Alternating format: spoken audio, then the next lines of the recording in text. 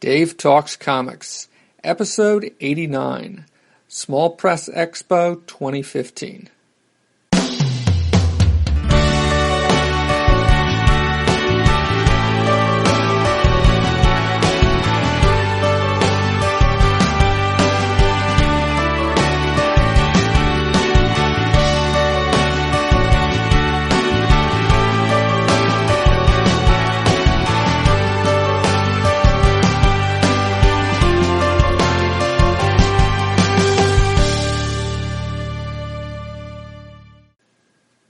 Welcome to Dave Talks Comics, a program on the subjects of comic books and cartoons and comic book conventions. I talk about comic books I have read and cartoons I have watched and comic book conventions that I went to. Talk from my notes. I don't go panel by panel or scene by scene, although these notes right here don't really apply because I'm just going to be talking about the convention, not really about, only a little teensy bit about books I bought. This program is not spoiler-free. Well, once again, I'm not talking about stories this time, whether it's a cartoon or a comic book. I'm talking about the Small Press Expo. So I'm going to skip that. So on this episode, I'll be talking about the Small Press Expo, the 2015 edition of the Small Press Expo.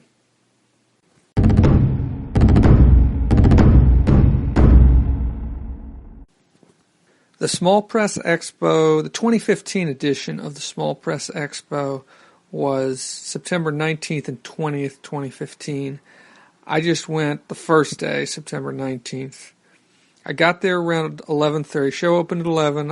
I got there about 11:30. I walked the floor. I bought a pass for just a single day, which was $15. I walked the floor a couple times. In that, between about 11:30 and 12:30, I only bought one thing in that hour, and that was Heart-Shaped Hole by Dean Haspiel. I haven't read anything by Dean Haspiel before, but he's been on Word Balloon at least a couple times. I saw him on a panel at SPX. I think it was 2012, which the panel was on like comics and American history or something like that. I taped it. So I have it somewhere. But he always sounded like somebody who told some interesting stories, and he was one of these people who I just hadn't read anything by him or bought anything by him, so I was at his table. I found his table. I wasn't really looking for it, but I wound up at his table. And at first I was going to pass by because there was people crowded in front of it, but then the crowd cleared, the people moved out of the way, and so I stepped up. He had like 2 or 3 things for sale. I didn't want to spend a lot of money. I've been trying not to spend too much to buy too many books, and he had this one book, Heart-Shaped Hole, which was $10, and so I kind of bought it in part because of the price, but I also flipped through it briefly, and I liked the look of the art, and it seemed like there was a lot to the story, and I liked what he was doing with the story. Now, for some reason, I didn't notice the nudity in this when I picked it up and flipped through it. It doesn't bother me, but I can see how people would think that I bought it because of the nudity and the sexual content in this book, because it has to do with a breakup. Heart-Shaped Hole. I've read the first few pages, and it has to do with a guy who has a hole in his chest, the shape of a heart, not the shape of a real heart, but the shape of, a heart like people draw them, because he's broken up with his girlfriend. And so then there's all kinds of stuff about that relationship stuff, and it looks like there's actually more than one story in here. And it also looks like some of these stories aren't exactly new, because I see like 2009 as the date on some of this stuff. So maybe this is just a collection of some of his older stuff. I'm not sure. But I'm looking forward to reading this in full. So that was the only thing I bought then. I did run into John and Tim O'Brien in that first hour, who I also saw at the Appleseed Comic-Con and at Heroes Con, both of those earlier this year in the spring. And I chatted with them a little bit. I also ran into Bruce Rosenberger, who I hadn't seen since, I think, Super Show, the Comic Geek Speaks Super Show back in I think it was March or April of 2013. It may have even been May, but it was definitely 2013, so it had been about 2.5 years. And we chatted a little bit, and I actually saw him a couple more times during the day. But I was, like I said, I was trying to avoid buying too much. I've been trying to go digital, buy stuff through Comixology, and Comixology actually had an SPX-related sale. And I'll talk about that a little bit because I did buy some stuff through that sale that I thought about buying at the show, but I figured I could get it cheaper, less expensive through the Comixology sale, and also, I wouldn't have a physical copy of it to take up space. Okay, so then from 12:30 to 1:30, I went to the Creative Collaborations in Comics Collectives panel. Now, when I saw the name of this panel, I thought it was a panel about just collaborating. I didn't realize it was a panel about comics collectives. So the moderator of this panel was Matt Dembicki, and I think that's how the name is pronounced. That's how it looks like it's pronounced to me. There was 6 panelists. There was Jason Green, who's from St. Louis, from the Ink and Drink collective there. There was Dan Mazur from Cambridge, Massachusetts, who's from the Boston Comics Roundtable. Andrew Cohen from Washington, D.C., who's with DC Conspiracy. Matt Dembicki is also with DC Conspiracy. I believe they're both founding members of the group, which is about 10 years old, as I recall. Emily Gillis, who's from Baltimore but is a member of the Square City Comics group, which actually meets in Washington, D.C. Monica Gallagher, who's also from Baltimore and is part of Be More Comics. And Cheese Hasselberger from New York City, who's part of House of 12. And they said that House of 12 was like one of the first comic book collectives, or at least it's been around for about 15 years. I think he said maybe 14 years, which is longer than I think any of these other groups. So they discussed, Matt Dembicki had a number of questions for the panel, and they discussed all of these, and I'm not going to go into great detail on what they had to say about them, but here are some of the questions they discussed. How did you get together or get your collective started? How often do you meet? How important is meeting up? What's the biggest challenge in organizing a collective? What are some of your success stories? What next for your collective? What kind of goals for the future? Overall, I thought it was a good discussion, but maybe not for me. And I think it probably spoke more to other people, to comic book creators who were either part of collectives or want to be part of collectives and are interested in knowing more about them. I mean, it certainly opened my eyes to some things, and let's see, I thought I had something else I wanted to say about this panel, but nothing's coming to mind. So I'm going to move on. From 1:30 to 3:30, I walked the floor again. I bought a couple more books. I bought a comic book called Titan. There was 2 issues of it. I think this was originally a web comic. The artist, creator is Francois Vigneault. I think he's Canadian. I think there was something on his table that said something about Montreal, so I'm thinking he's from Montreal. But this is a sci-fi book which has to do with somebody traveling from Earth to Titan, which I believe is a moon of either Jupiter or Saturn. I think Jupiter. And he's kind of like a representative of the company who's going to be dealing with I haven't read it yet. Who's going to be dealing with a representative of this union out there, and the people out there have been kind of like bioengineered to be much bigger because I guess the gravity is much heavier on Titan or something like that. And so these are just the first 2 issues. Honestly, I wasn't going to buy them. I stopped at his table. I had seen this online, I think on Facebook, in the SPX, the Small Press Expo event page for this year's convention. And it kind of intrigued me. I was kind of curious. I wasn't going to buy them, but I started to flip through it. I liked the look of it. It was $10 for the 2 issues. And I don't know. I figured why not. And it's science fiction. So I bought these 2 issues. He signed them both, plus he did a little sketch in the second one for me. And I'll be posting pictures of those, of course. Actually, I already have, but I'll post pictures on the Dave Talks Comics Small Press Expo page.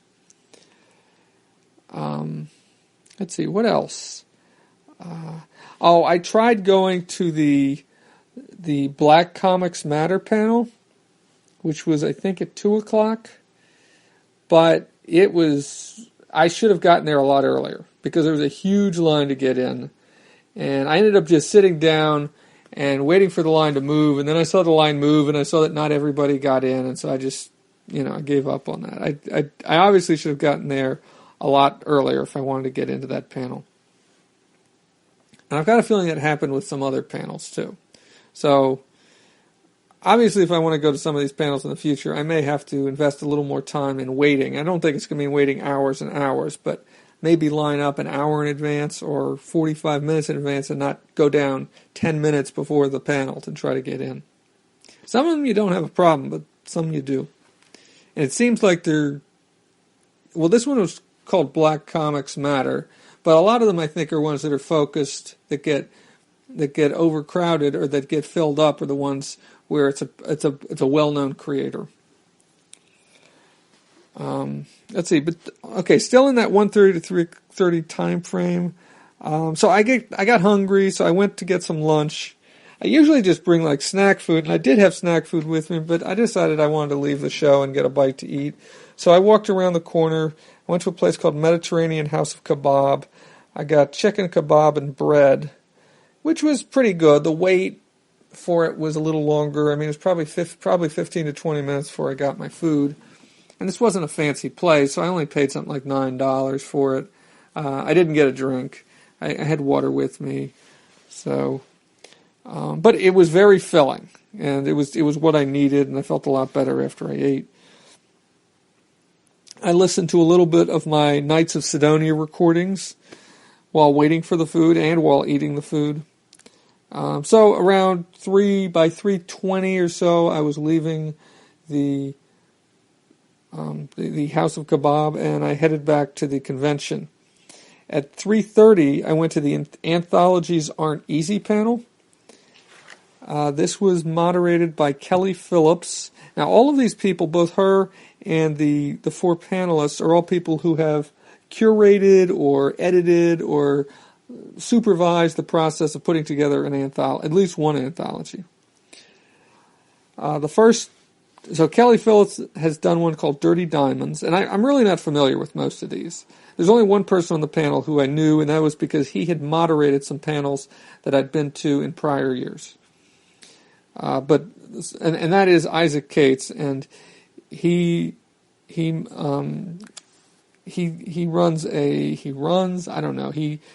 is responsible for an anthology called Cartosia Tales, which I'm not really familiar with.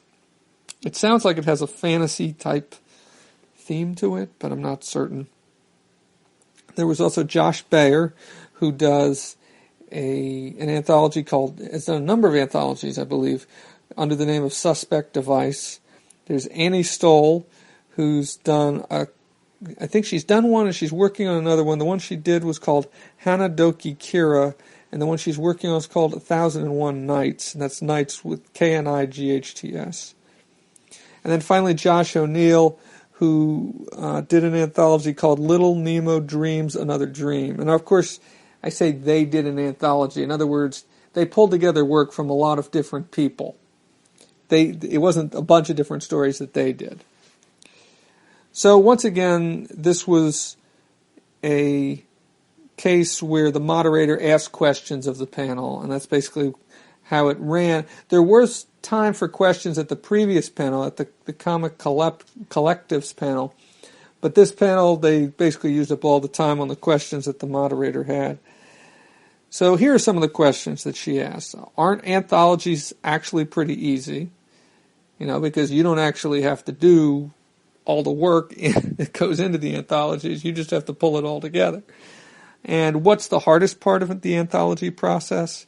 And some of the answers they gave to that were like getting started, finishing up, dealing with personalities. Another question was, what goes into assembling an anthology?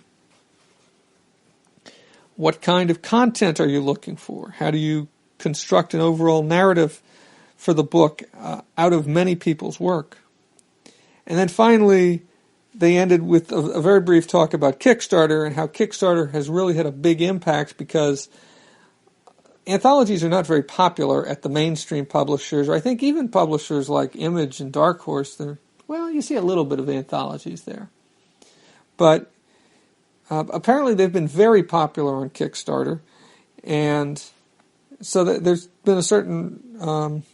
so Kickstarters have been very helpful with that, and I don't really have any other notes about that, but that was interesting to note. Okay, so that was from 3:30 to 4:30, then 4:30 to 5:30. I kind of sat outside the SPX floor. I didn't want to go back in. I'd already been around the floor at least twice. I had bought enough stuff, even though I'd only spent $20. I felt like I'd bought enough stuff, not counting what I paid for lunch and what I paid to get into the show. And I just didn't feel like, I was afraid I would just buy more. I didn't want to buy more. I didn't want to tell more people, no, I'm not going to buy this. I make it sound so hard. Actually, usually I don't say that. Usually I just say, thank you very much. I'm going to keep looking, or something like that.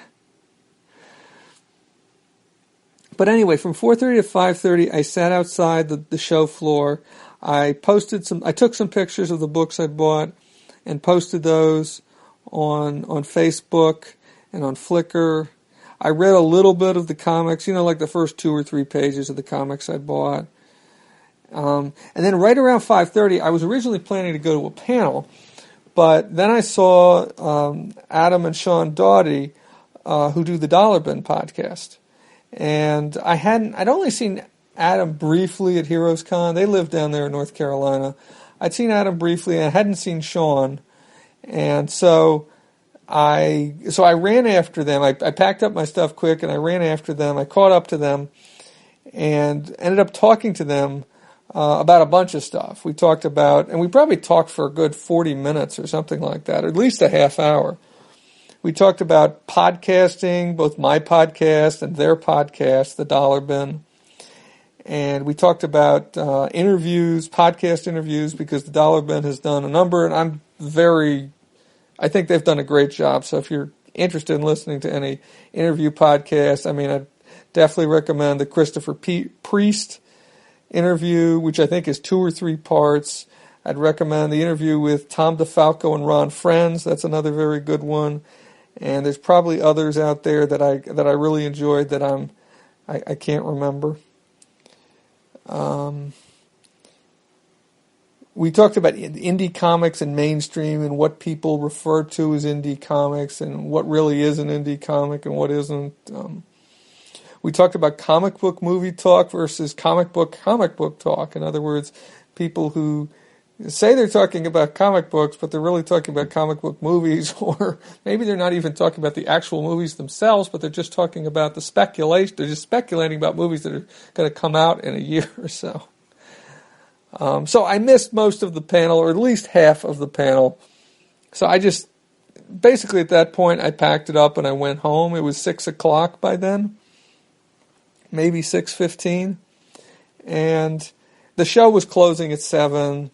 I didn't really feel the urge to buy anything else. Oh yeah, Bruce Rosenberger walked by, and I pulled him into our conversation for about 5 or 7 minutes. I'm not sure exactly how long it was. But that was basically it for me at the show. I came home, I had some dinner. I did purchase some more stuff through Comixology. I bought 4 books. Actually, I bought more than 4. But 4 that were, 3 that were through the SPX sale. There was one by Box Brown, An Entity Observes All Things. I don't really know too much about it. I've certainly heard Box Brown's name. I've never read anything by him. I've been meaning to. I'm kind of curious about his Andre the Giant book, but I don't think that's available on SPX, on Comixology. And this was a science fiction book, it looks like, at least. So so I got that. I think it was $8 or $9, but it was half off with the sale. So, and then I got She Died in Terrebonne, a Sam Kimimura mystery, which is by Kevin Church and T.J. Kirsch. This kind of just looked interesting. I really don't know either of these creators, but it's a mystery, as the title implies, and it's 4 issues. They had the 4 issues available for sale, I think, for $2 each, and then they would be half off. But they also had a collected edition, which was $5, so half off would only make that $2.50. So I got that. And then the other thing I got through the SPX sale was Punk Rock and Trailer Parks by Durf Back Durf. I saw him on a panel about, I think it was biographical and autobiographical comics. He did a book. He knew Jeffrey Dahmer when he was in high school, I think. And he did a graphic novel about that. I can't recall what the title of it is. So I've been kind of curious about giving one of his books a try since then. So this seemed like, and this was part of the SPX sale, so I figured why not. I also picked up a copy of Ghostopolis by Doug TenNapel. I'm not sure if that's how his name's pronounced. I read one other book by him a couple years ago, Creature Tech, I think it's called, and I enjoyed that, so I figured I'd give this a try. It was also on sale, not part of the not part of the SPX sale, but it was also on sale on Comixology, and it was marked down from something like $12.50 down to $2.50 or something like that. So I figured, why not? And I think it's a graphic novel, not just a one-off, and not just an issue. The other thing that I got was they had a sale on Astro City, and I've never read Astro City. The first issue was available for free on Comixology, and then they had basically everything else in Astro City on sale. I just got the first arc, which was the original mini-series, which was 6 issues. So the first issue was free. The other issues were half off, so I paid basically $5 for 6 issues.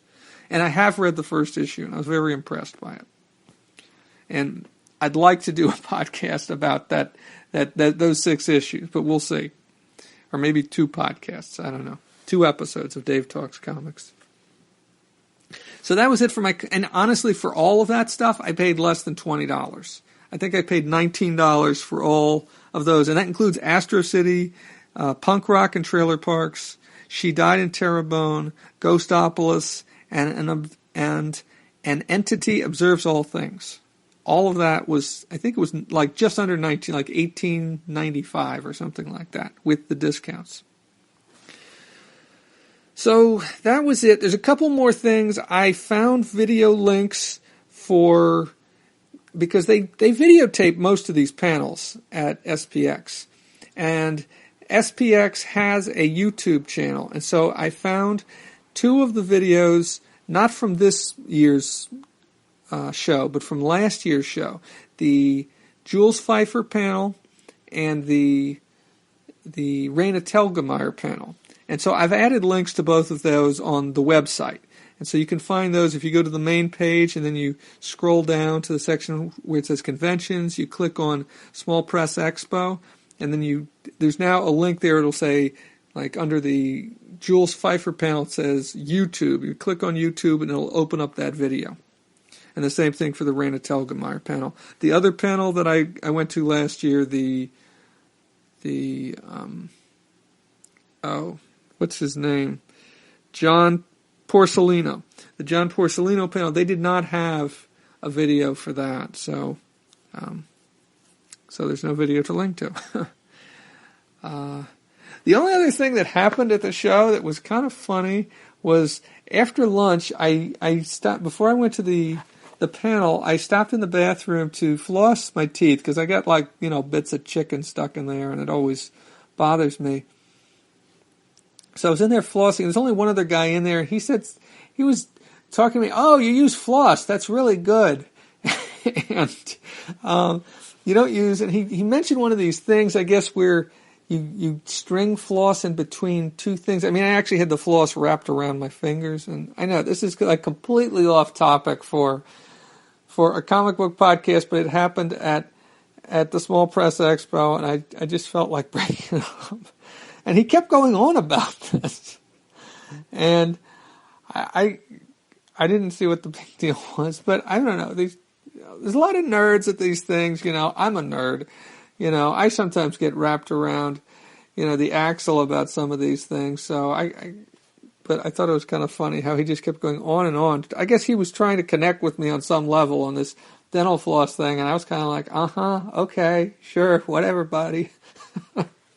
But so that was the Small Press Expo for me. I didn't go back today. I really would have liked to go back to because they had a Scott McCloud panel. Scott McCloud, I think, was there today, and I really would have liked to go to that, but there was no way I was going to be able to go to that and do the other stuff I did today. So that was out of the question. But it was, honestly, it was a decent show. It was different for me because since I've started to go digital, I'm just not buying as much hard copy stuff. And even if I see the stuff that I want to get, quite often I want to get it digitally. And so it felt different. And really, I mean, so far this year, these conventions have felt different. I think it's that, and I think it's the fact that I'm doing the podcast, and so I'm looking for fodder for my podcast. And it's also, I think, the fact that the two panels I went to really didn't speak to me as much as some of the panels I went to last year or in prior years. I think I've really gotten lucky in prior years. I don't think these were bad panels, the collaboration panel and the Anthologies panel. I think they just didn't speak to me. And they weren't really the kind of panels that I like to go to. Maybe I could have done a better job picking out which panels to go to, or maybe they just didn't have the panels for me at this show. But that's it for the 2015 Small Press Expo.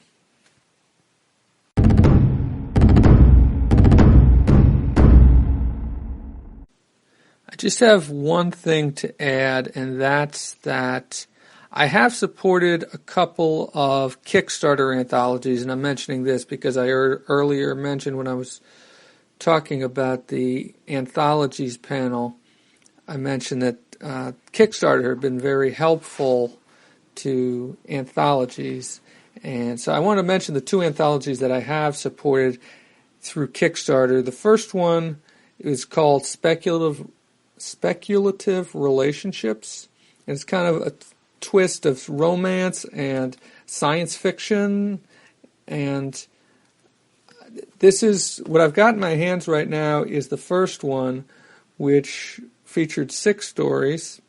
It was about 72 pages, something like that. I believe it's available online. I believe you can find it some places, maybe on Amazon, I'm not sure. I believe it's certainly available electronically through Comixology. And that was pretty good. What got me interested in this was the fact that one of the stories is by Daniel Warren Johnson, who also does the webcomic Space Mullet, which I enjoy very much, and which, as I just found out recently, is going to be published as a comic book by Dark Horse, I think? I'm not sure. But if you look up Space Mullet, if you Google Space Mullet, read the comic strip. I really like his art style. I've actually got a commission by him as well of Cable, which I think is very cool. And I enjoy his story, and I bought it for that reason. I also supported, there's a second collection of speculative relationships. The Kickstarter has completed. I just got my PDF of the collection. It is, I only supported it at the level to get the PDF. So unlike the first collection, I'm not going to be getting a hard copy. I'm not sure exactly when the hard copies are going out, but that should be within a month or two. So sometime soon you should be able to buy that if that interests you. I think there's another story by Daniel Warren Johnson in that one. I think it's even an even shorter story. I think the one in this one was about 6 or 8 pages, and I think the one in the second collection is only 2 pages. If I flipped through it, if I remember correctly. The other anthology that I supported is called Imaginary Drug. Now, I haven't read this one yet. It's a good-sized book. It's probably at least 200 pages. I don't see any page numbers on here, so I'm not sure exactly how long it is. But it's a nice thick book, full color. Well, most of the stories I think are in color. Yeah, they all look like they're in color of various types. And this one is kind of another kind of science fiction-y, kind of fantasy. The description on the back reads, From the bizarre minds of today's top emerging talent comes Imaginary Drugs, a strange and heady trip through alien worlds, alternate dimensions, and previously unexplored fictional universes that will leave you reeling from the effects. Featuring 30 different stories from dozens of relentless creators, Imaginary Drugs is one substance you won't mind getting addicted to. So I haven't read it yet, but this is definitely on my to-be-read pile. To read pile?